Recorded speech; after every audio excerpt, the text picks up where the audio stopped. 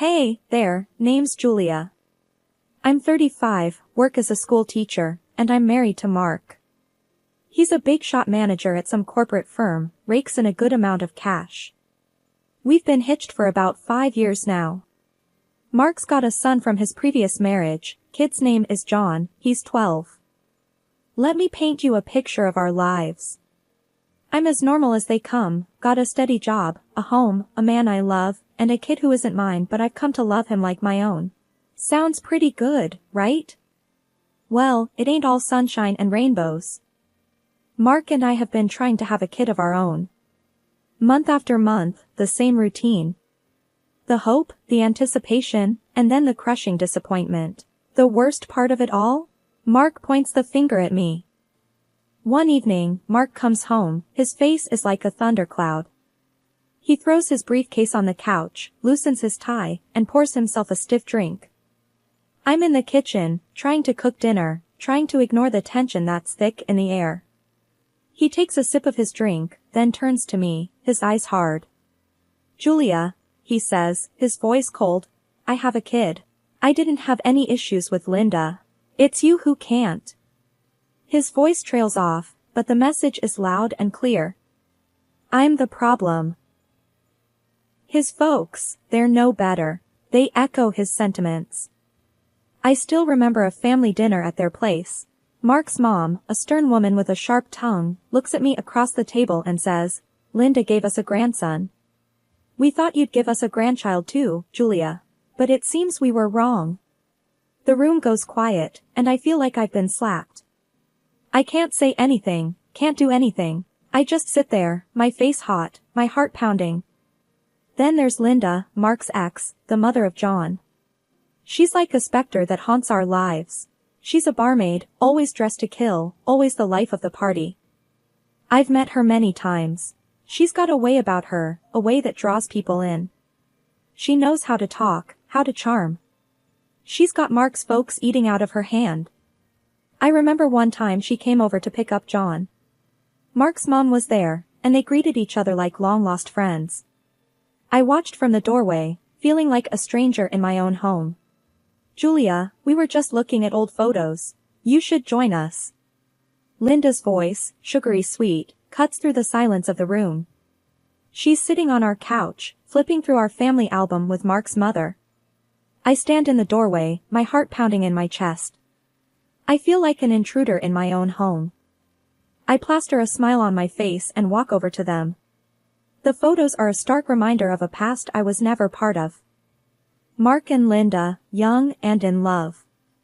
John, a chubby baby in Linda's arms. Linda and Mark's mom, laughing over something, looking like best friends. It's like a punch to the gut. John was such a cute baby, Linda coos, pointing at a photo. I force a laugh, nodding in agreement. I feel Mark's mom's eyes on me, scrutinizing, judging.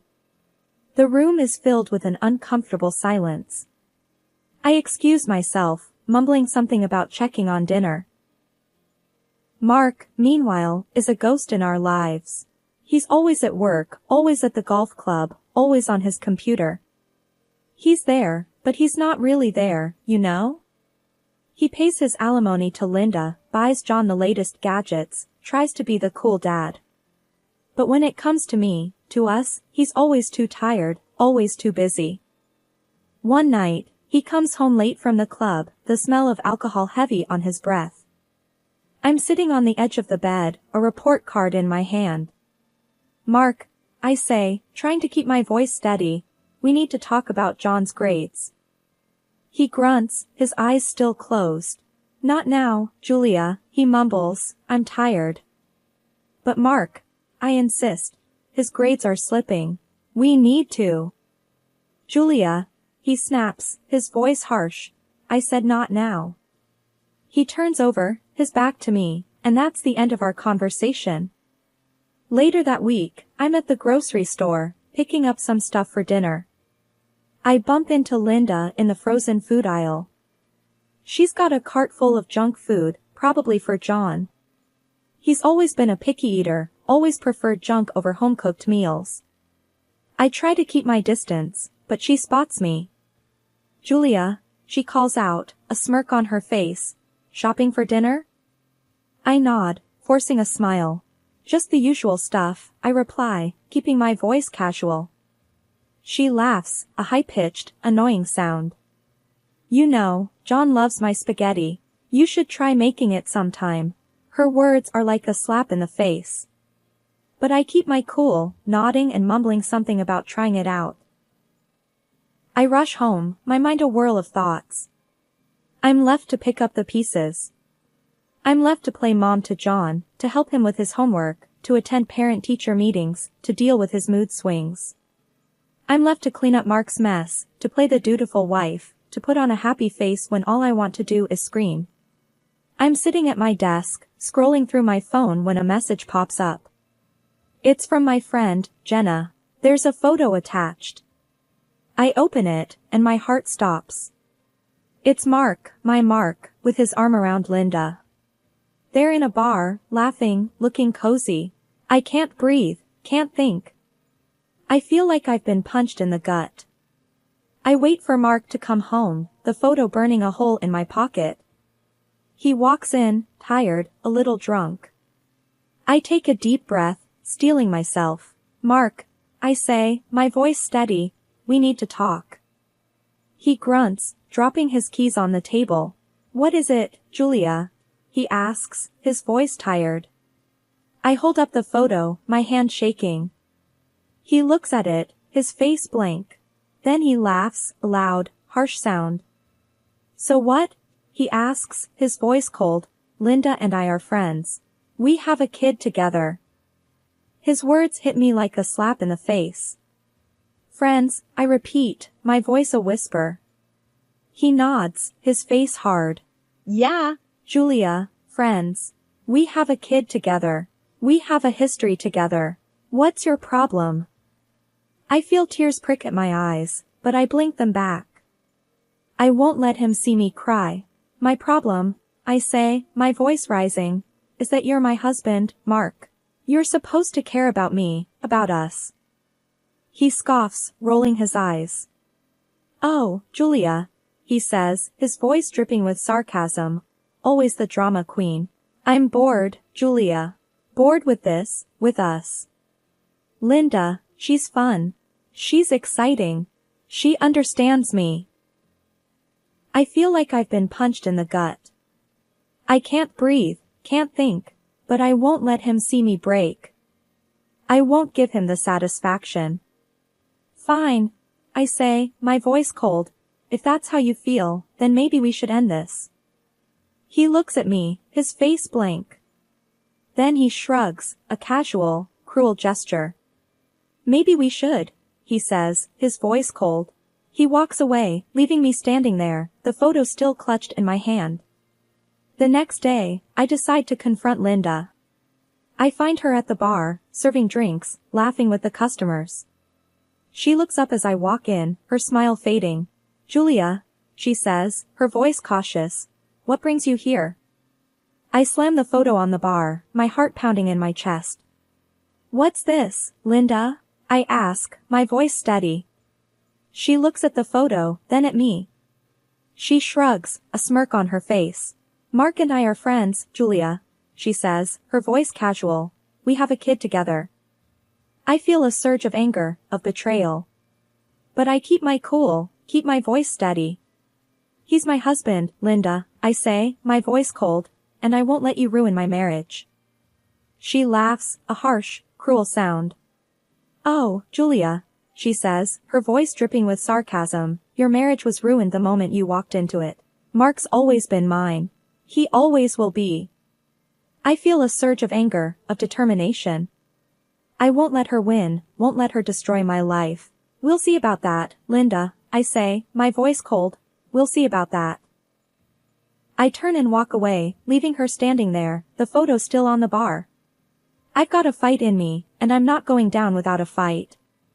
It's a quiet afternoon and I'm sitting with John, Mark's son, at our kitchen table. We've got his school books spread out between us, and I'm helping him with his math homework. John and I have always had a good relationship. He's a good kid, smart and kind. He's nothing like his mother, thank God. Julia, he says, his voice quiet. Why does 2x plus 3 equal 5? I explain the equation to him, simplifying it so he understands. He nods, scribbling down the answer in his notebook.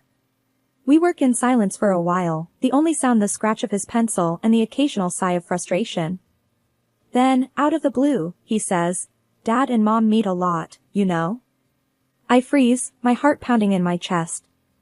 I force a smile, pretending not to be affected. Oh, I ask, my voice casual. That's nice. He nods, oblivious to the turmoil inside me. Yeah, he says, they meet at the park, at the mall. They talk a lot. They laugh a lot. His words are like a punch in the gut. But I can't let him see my pain. I can't let him know how much his words hurt. John, I say, my voice steady, your dad and I, we're good, okay? We're happy. Your mom, she's just a part of his past. He looks at me, his eyes wide. Okay, he says, his voice small. Okay, Julia. Just then, the doorbell rings.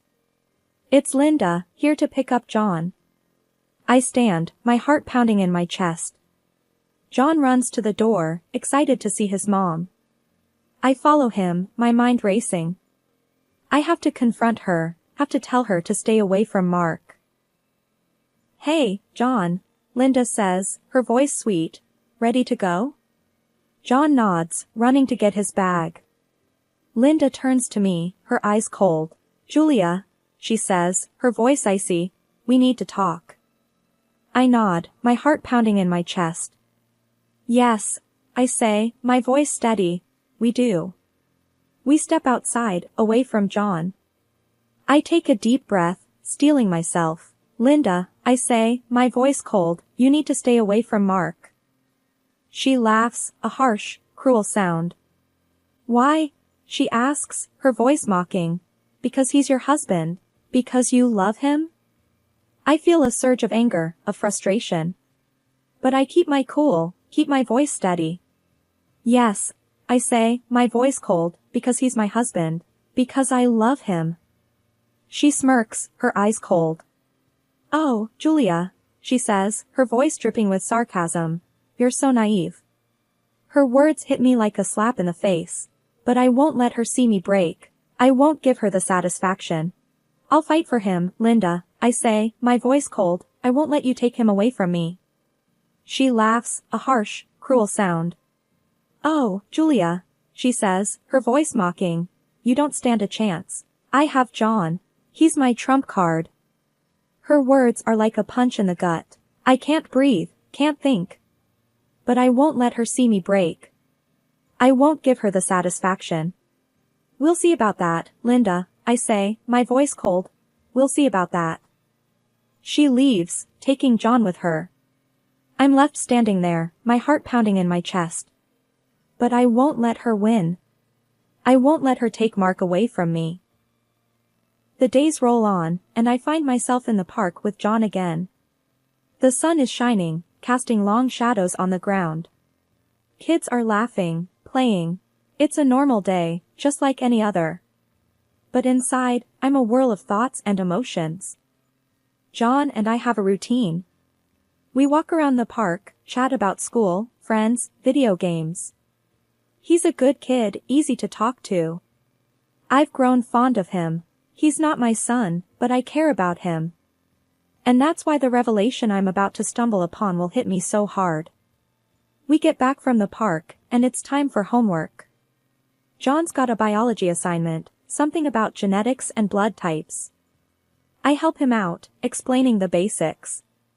Type O, type A, type B, type AB, positive, negative, and so on. It's a bit complicated, but John's a quick learner. The assignment is a simple one. If a mother and a father both have type A blood, what blood type would their child most likely have? The answer is, of course, type A. John gets it right, and I give him a thumbs up.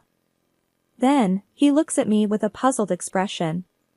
But, Julia, he says, I have type B blood. I freeze. My heart pounds in my chest. That's impossible. Unless Mark isn't John's father. I stare at John, my mind racing. But I can't let him see my shock. I can't let him know what I'm thinking. Oh, I say, forcing a casual tone. That's interesting. Who told you that? My doctor, he replies, at my last checkup. I nod, trying to keep my face neutral. Well, sometimes these things can be confusing. Let's just focus on the homework for now, okay? He nods, and we go back to the assignment. But my mind is elsewhere. I'm thinking about Mark, about Linda, about the truth. I'm thinking about how I'm going to deal with this. A few hours later, Linda comes to pick up John. I watch as they drive away, my heart heavy in my chest. I'm not sure what to do, how to handle this. But I know I can't ignore it. I can't pretend like nothing's wrong. John, bless his heart, tells Linda about the genetics problem we solved. He's smiling, excited about his new knowledge. But Linda, she goes pale. She looks at me, her eyes wide. I pretend not to notice. I pretend like everything's fine. But it's not. I've discovered a secret, a truth that could change everything. And I'm not sure what to do with it, but one thing's for sure. I'm not going to let Linda win. I'm not going to let her take Mark away from me. I'm not sure what the future holds. I'm not sure what this revelation means for me, for Mark, for John. But I'll face it head on. I'll fight for what's right. I'll fight for the truth. It was just another day. I was in the kitchen, cooking up some breakfast. Mark was sitting at the table, reading the newspaper. John was upstairs, getting ready for school. It was just like any other day, but inside, I was a mess. Julia, where's the butter? Mark asked, not looking up from his newspaper. In the fridge, where it always is, I replied, trying to keep my voice steady. He grunted and got up to get it himself. I watched him, my heart pounding in my chest. I couldn't help but wonder if he knew, if he suspected anything. John came down the stairs, his hair still wet from the shower. He grabbed a piece of toast and started to eat. John, sit down and eat properly, I said, trying to sound stern. He just shrugged and kept eating. He was always like that, always in a hurry. I watched him, my mind racing. I couldn't help but wonder if he knew, if he suspected anything. After breakfast, Mark left for work and John left for school. I was alone in the house, just me and my thoughts. I went up to John's bathroom, my heart pounding in my chest. I stared at his hairbrush, my hand shaking. I reached out and pulled out a few strands of hair. I put them in a small plastic bag, then did the same with Mark's hairbrush. I sent the hairs off for a DNA test. It was a long shot, but I had to know. I had to know if Mark was John's father. The waiting was the hardest part. Every day, I checked the mail, my heart pounding in my chest. Every day, I was disappointed, but I didn't give up. I couldn't. Not now. Finally, the results arrived. I stared at the envelope, my heart pounding in my chest. This was it. This was the moment of truth. I ripped open the envelope, my hands shaking. I pulled out the paper, my eyes scanning the words. And then, I saw it. The results. The truth. I won't tell you what it says. Not yet. That's a story for another day, but I will tell you this. The truth changed everything. It was a bombshell, a revelation. It turned my world upside down. That day started off pretty ordinary. Mark came home early, and he wasn't alone. Linda was with him, and so were his parents. They had that look, you know the one. The look that says, we're here, and we're taking over. I was sitting on the couch, holding on to the DNA test results. Mark cleared his throat. Julia, he started, I want a divorce. I didn't react. I didn't need to. I knew this was coming. I had been preparing for this. So, I just sat there, staring at him. Linda had this nasty grin on her face. Guess you're not so special after all, huh? She said. Just a gray mouse. Mark's parents were nodding, looking pleased. They never liked me. They thought I was beneath their son. But I didn't care. I didn't care what they thought of me. Not anymore. I stood up, my hands shaking. I walked over to Mark, the DNA test results still in my hands. You want a divorce? I asked. Fine. But first, you might want to take a look at this. I handed him the DNA test results. He took them, looking confused. He read them, his eyes getting wider with every word. This can't be right, he stammered. John's not my son? I nodded. That's right, I said, John's not your son. Linda looked shocked. She grabbed the test results, her hands shaking. She read them, her face going pale. No, she whispered, no, this can't be true. I didn't cheat on you, Mark. I swear. But Mark wasn't having it. You're lying, he yelled, you did this, Julia. You did this to get rid of them. His parents chimed in, siding with Linda. Linda wouldn't cheat. This is your doing, Julia. I shrugged. Fine. I said. Let's do another test then. Let's see if these results hold up. All eyes turned to Linda. She was pale, shaking.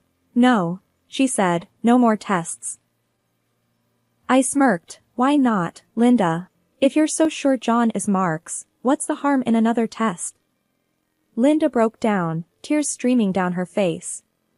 Okay. I cheated. John isn't Mark's. Mark was furious. You lied to me, he said, his voice cold. You lied to me for years. I want all my money back. Every single penny. His parents looked shocked. They tried to argue, tried to deny it. But it was no use. The truth was out. And nothing they could say or do would change that. I watched them, feeling a sense of satisfaction. For the first time in a long time, I felt free. I felt powerful. I'd done it. I'd finally left the big mansion, the shimmering chandeliers, the empty glamour, and the web of lies. I'd traded it all for a small, homely apartment in a quiet part of town. It was a far cry from the opulence I was used to, but it was real. It was mine. I'd filled it with second-hand furniture, a few potted plants, and a lot of hope. I continued to teach at the local school, and those kids, they were my lifeline. They kept me grounded, kept me real. Mark, my ex-husband, was another story. He'd finally severed ties with Linda, his ex-wife. He'd come to see her true colors, but it was too late. He had washed his hands off John, Linda's son. Poor kid, he wasn't even Mark's own, but he had been caught in the crossfire. But as much as I tried to forget, the past had a way of sneaking up on me. I missed John, not Mark, never Mark. But John, that kid had wormed his way into my heart. I loved him like he was my own. And it hurt like hell knowing that I wasn't going to see him grow up. Out of the blue, Linda called. You've ruined my life, she accused, her voice shrill and hysterical. You've ruined John's life. I was taken aback, but I didn't let her get to me. Look who's talking, Linda, I retorted. You're the one who brewed this storm. You can't blame anyone else for the rain. She hung up on me. Good riddance. Mark was suing Linda, trying to get back all the money he'd spent on John. His parents were backing him up, of course. They were always on his side. The whole thing was a mess, a dirty, ugly mess. I wanted no part of it. I had my own life to live, my own battles to fight. I was done with them, done with their lies and their games. But I couldn't help but think about John. I hoped he was okay. I hoped he knew that I still cared about him, that I still loved him. I hoped that one day, he would understand why I did what I did. For now, though, I had to keep moving forward. I had to make a life for myself, a life that was mine and mine alone. I was Julia, and this was my story. I was no one's victim, no one's fool. I was a survivor.